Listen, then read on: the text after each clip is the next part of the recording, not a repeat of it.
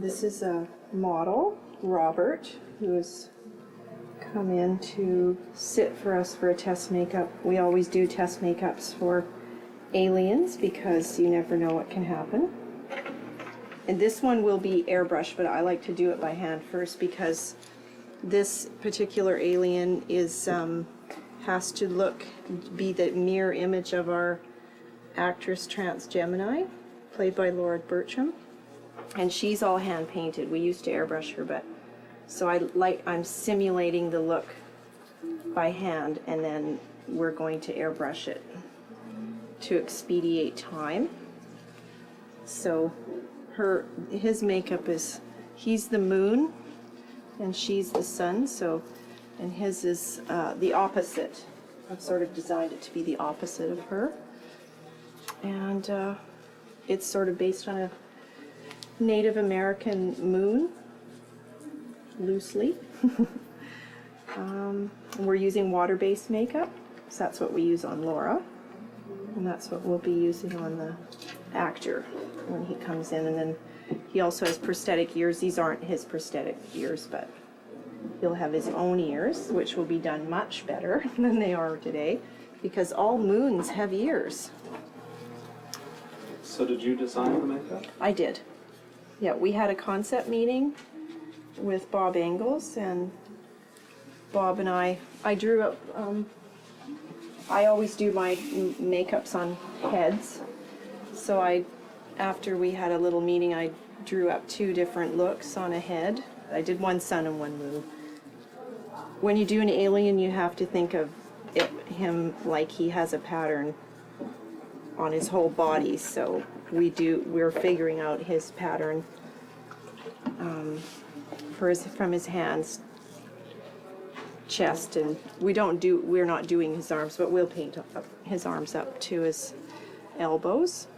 So it's usually, the alien is 3 or 4 hours in the making, but poor Robert's been here since 9 o'clock this morning.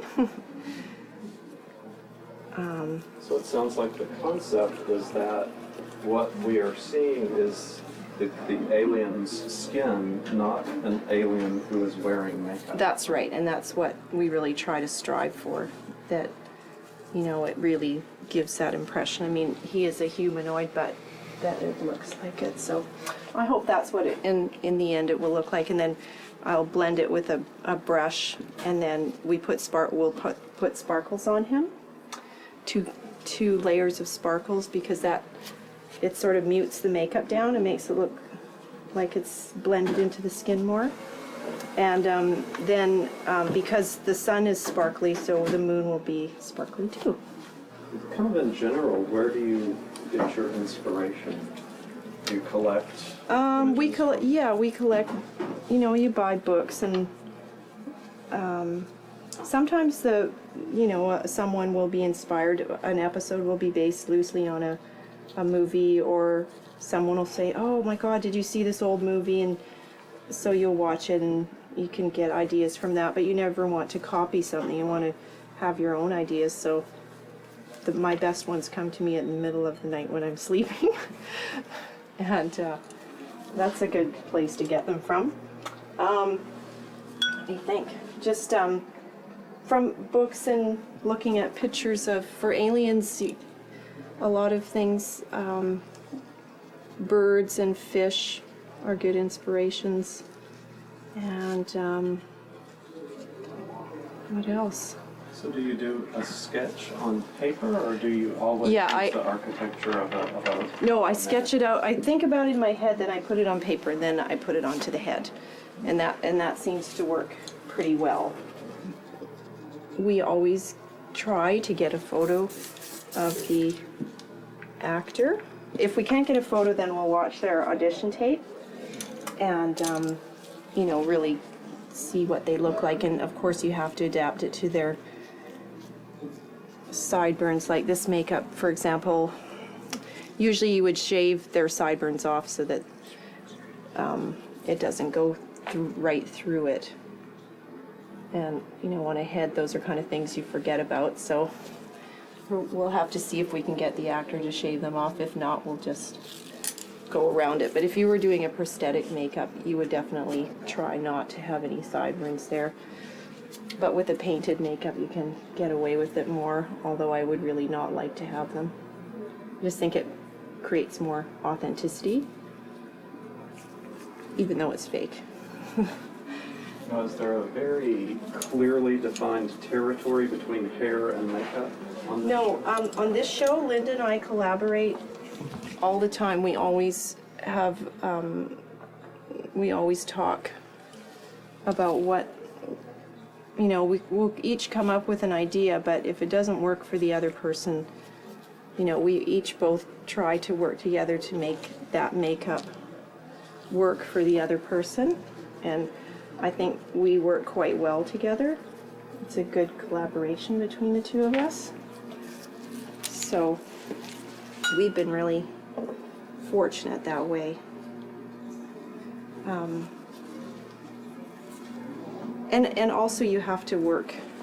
You usually, if it's the script calls, for example, a blue alien, then I know I can pretty much design a blue alien. But if the script doesn't call for a specific color, I will go and find out what the, you know, producer wants, and then what the costume is, and we'll try to design around that, because the costume is a big consideration for a character.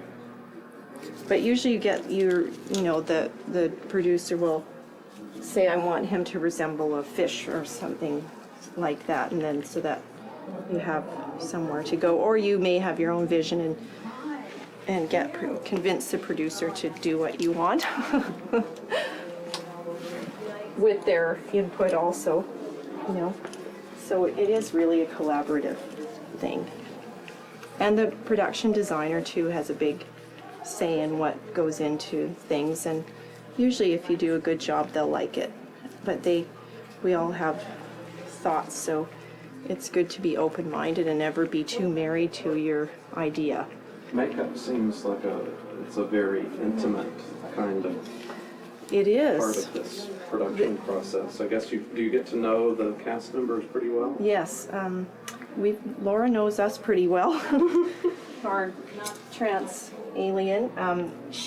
We have 3 of us that do her makeup at the same time. So we spend 2.5 hours with her in the morning, and I think it's a pretty good relationship. It's fun because we talk about everything. So yeah, I think you do definitely.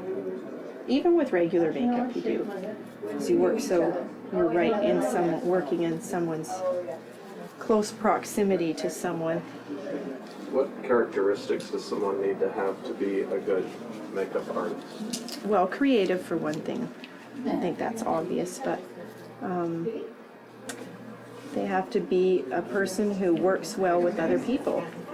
You know, you can't be very strong-headed about your own opinions, because you do have to learn to collaborate. Otherwise, you'll never get ahead. And have a good, even personality, and be able to work with not a lot of sleep.